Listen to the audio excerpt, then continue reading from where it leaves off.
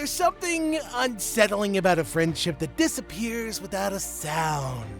One day you're laughing over cocktails, oh my god, talking about your shared passion for charity work, and the next, radio silence. No argument, no falling out, just zoop, vanished. And in the case of Nick Ede and Meghan Markle, the silence wasn't just awkward, it was ice cold.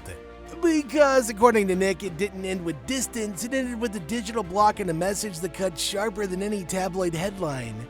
Oh my god, we're not on the same level anymore. Okay, let that sink in for a moment. This wasn't a bitter ex of some opportunistic hanger-oner. This was Nick, a respected British TV personality and PR strategist, somebody who was there when Meghan Markle was still trying to figure out how to make a name for herself. He wasn't chasing clout, he was helping her build it. And now he's calling her out. Not with a Twitter rant or trashy gossip column, but with something far more damning. Receipts. Yeah, he's exposing how Meghan's carefully crafted brand, the one that once stood for authenticity, charity, and real human connection, has crumbled into what he calls a tone-deaf, disconnected, and embarrassingly elitist marketing failure. So the question is, was Meghan's icy block a matter of self-protection, or was it a brutal PR betrayal disguised as growth? Either way, her ex-pal just lit a fire under the narrative that she's tried so hard to control. And now we're taking a front row seat to the unraveling of the Duchess's once golden image. Before there were royal titles, before the palace gates opened wide and the world labeled her the Duchess of Sussex and she started popping out babies to keep it all, Meghan Markle was something else entirely. She was a working actress in Suits, sure, if you can call that acting. But more importantly, she was building a quiet reputation for being that rare Hollywood unicorn, grounded, socially conscious, and genuinely warm. She wasn't followed by paparazzi or styled by royal coutures. She was still walking through Toronto's streets unnoticed, still responding to texts within minutes, still showing up to charity events without fanfare or flashy demands. She was, dare I say it, more human than the, tabloid succubus she's become now. And that's when Mr. Nick entered the picture.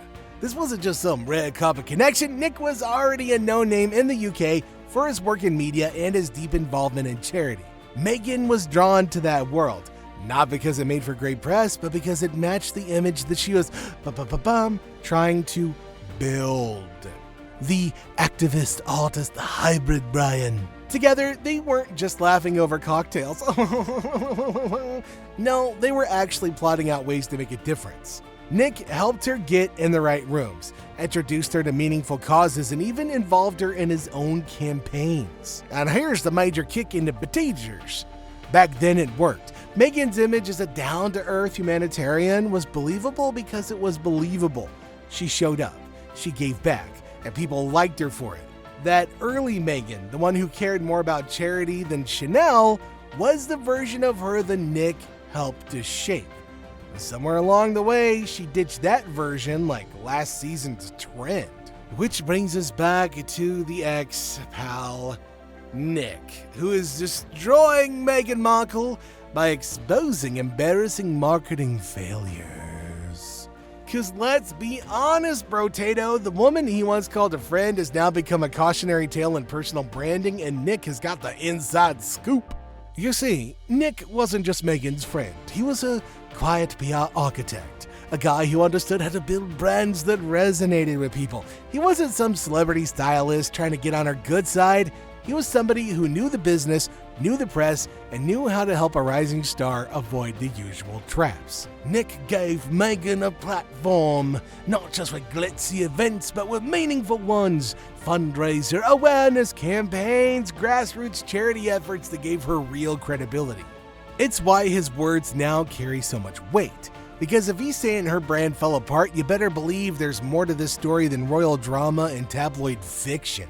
According to Nick, the cracks were always there, just hidden behind the smiles and the speeches. He saw the shift happening before the world did. A delayed text here, a missed event there, and then total flippin' shutdown. That's the thing about Meghan's transformation. It wasn't gradual, it was curated, carefully, methodically, and in Nick's view, coldly. The approachable woman who once stayed late at events to pack up chairs became a duchess with a calendar full of media-trained appearances and stiff speeches. Gone were the cozy Soho house nights and late-night WhatsApps, and their place? A press release and a carefully worded statement through an assistant. She was doing the weather on GMTV at the time, and she and I used to, after every show, used to go and have a drink of coffee, of course. It was very early. Meghan Markle didn't just change, she rebranded completely. And according to Nick, she did it by discarding the very people who helped her rise. Jessica Mulroney, oh my god, who's that? Gone. Piers Morgan, oh my god, blocked. Nick, erased. Like outdated influencers in a new campaign, they were all dropped from the lineup. And that brings us to the coldest quote in branding history. We're not on the same level anymore. That line wasn't even said directly, it was passed through somebody else. Like a final dagger dressed up as a strategic decision. Oh, but friends, make no mistake, it was intentional. In the world of PR, words like that aren't just personal, they're political. So what does it all mean to not be on the same level? Well, in marketing speak, it's about hierarchy. It's about optics. It's about relevance. It says, you no longer serve my image. And when your relationships are filtered through a brand lens, everything becomes about risk, narrative, and usefulness. That's the part Nick couldn't ignore. He wasn't just a friend being discarded or distanced. He was a chapter being deleted. Now this, my dear viewer, is why Nick's story brings us so much more than typical celebrity gossip.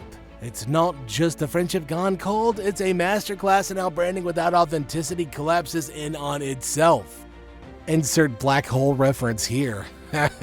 Just drop the L, you know what I'm saying? Anyway, he helped build her up as somebody who cared, who connected, who actually showed up.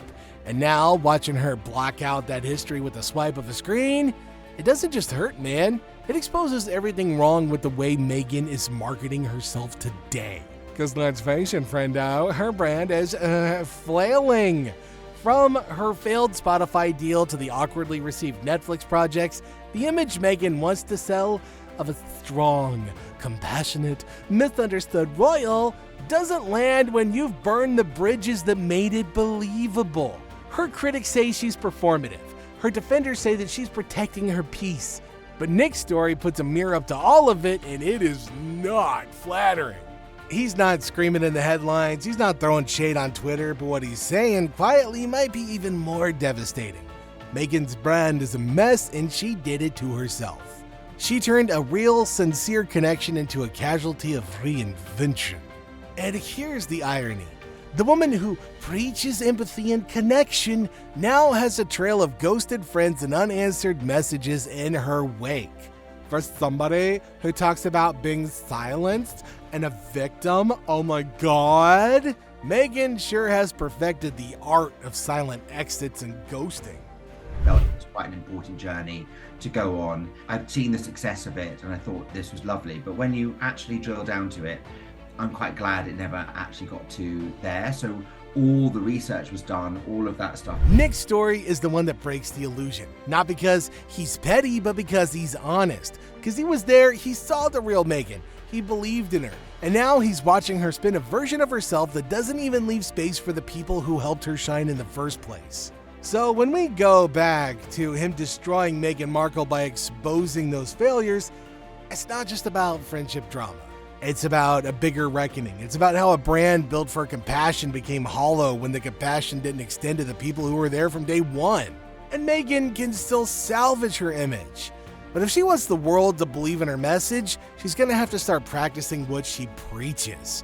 Because right now, her most embarrassing marketing failure isn't a bad podcast or a canceled contract. It's the people she left behind.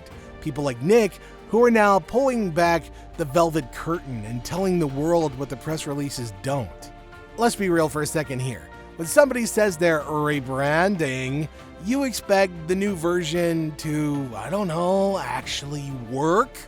But in Meghan Markle's case, the rebrand hasn't just missed the mark, it's flopped harder than a forgotten fashion line in a Magikarp on acid. And Nick, the man who once helped sculpt her early image, saw this train wreck coming from miles away and brought the popcorn. First, let's talk about Archetypes, her highly hyped Spotify podcast. It was pitched as a game changer, a deep dive into the labels that hold women back, hosted by none other than Meghan Markle herself. Big names like Serena Williams and Mariah Carey came on. Great concept, but the execution? Painfully polished, overtly scripted, and totally lacking the spark that people remembered Meghan for. The charm, the relatability, the warmth, it was all gone. Fans who tuned in hoping to hear something raw and real were left with a show that sounded more like a corporate campaign than a meaningful conversation. And guess what? Spotify noticed it too. The deal ended. Quietly. Awkwardly. Embarrassingly, like that person walking around with toilet paper stuck to the bottom of their shoe. Spoiler alert, that person is Meghan Markle. Oh, then came the Netflix docuseries Harry and Meghan, also known in some circles as the Royal Rebels Saga. Instead of offering fresh insight, it felt like a PR war disguised as a love story. It painted Meghan and Harry as victims of palace cruelty. The critics, even some fans, felt the series was tone-deaf. Luxurious homes, multi-million-dollar production, and constant victimhood. Oh my God! It clashed really badly with the public's appetite for authenticity, especially during a time when people are struggling with inflation and instability. The backlash, my friends, was swift. What was meant to humanize her ended up doing the exact opposite. And let's not forget the red carpet moments either. Those stiff appearances where Meghan's carefully calculated styling and overly formal speeches made her look more like a walking press release than a woman of the people. And those public speaking gigs, cringe central. Whether she was misquoting Mandela or delivering oddly robotic empowerment speeches, beep boop, people couldn't help but feel disconnected. One branding misstep could be forgiven. Two, I don't know, man, maybe. But when they start piling up like this, it becomes a pattern, a branding disaster in slow motion. You had the letters and the pictures, and because you had that back and forth communication, did you ever feel like, what if she doesn't like me? What if she's going to reject me now? And who warned us first? Nick, the man who saw the early stages before the rest of us. He saw the charm fading. He saw the friendships dissolving. He saw the calculated moves and said, hold on a second there, man. This here ain't the Meghan Markle I knew. And now, as the public watches her brand unravel piece by piece, Nick's quiet revelations feel more like prophecy than pettiness. Because this isn't just about failed deals, it's about a failed connection. With the public, with her peers, and most tragically, with the people who helped her rise in the first place. Look, behind every marketing blunder is a pattern, and in Meghan's case, it's the ghosting. Not just of Nick, but of nearly everybody who mattered in her past life. Piers Morgan, love him or hate the guy, tells a strikingly similar story. He and Meghan exchanged messages, had drinks, shared laughs. Then Prince Harry entered the picture, and we know what we mean by picture. And biggity boom, ghosted, no response, no explanation, she's just popping out babies. Jessica Mulroney, once Meghan's closest confidant and fashion advisor, was dropped like a stone after a controversy, and not even a big one. There was no public support, no private defense, just a clean break. Samantha Markle, estranged. Meghan's own dad, cut out of the picture. Every connection that doesn't serve the current image is edited out like a bad photo or red eye. But here's the thing, my stalwart viewers. When you burn that many bridges to look elevated, you don't come off as classy, you come off as cold. And for somebody who claims to lead with compassion and empathy, it's given everything out. This isn't just a PR misfire, it's self-inflicted exile. Nick didn't leak secrets or trash Meghan in the press, he just pushed out like the others, quietly, strategically. And now, looking at the branding fallout, it's painfully clear. This wasn't about protecting boundaries, it was about pruning her past until only the glossy parts remained. Look, the failures aren't just on screen or on stage, although there's a lot of both of those. They're also in her inbox, her contact list, her circle of trust, or what's left of it. So let's get it to the biggest contradiction of them all, the irony of Meghan's empathy brand. You know the one. The speeches about kindness, the interviews where she cries about being misunderstood, the empowerment post, the tearful tell-all moments about being silenced. She's positioned herself as a champion for women, mental health, and compassion. But here's what Nick's story reveals. That brand of empathy is one-sided. Because behind the scenes, she's ghosting friends. She's blocking people who were once in her corner. She's cutting ties without explanation. Her public message is all about being real, being vulnerable and kind. Ooh, yeah, y'all. But her personal choices, blocking Nick, erasing Jessica, never even responding to her dad, tell a way different story. It's like watching a wellness influencer scream at a barista. What she's selling doesn't match what she's living. And Nick's heartbreak becomes the perfect case study in this contradiction. He was there when the brand was being built. He helped shape it, he delivered on it, he believed in it, and now he's on the outside watching the same brand fall apart under the weight of its own hypocrisy and stupidity. Headaches, kind of like going kind of crazy with anxiety and not really understanding, is this all worth it? Now I can tell you it's worth every single part of that because it's fantastic. But going through...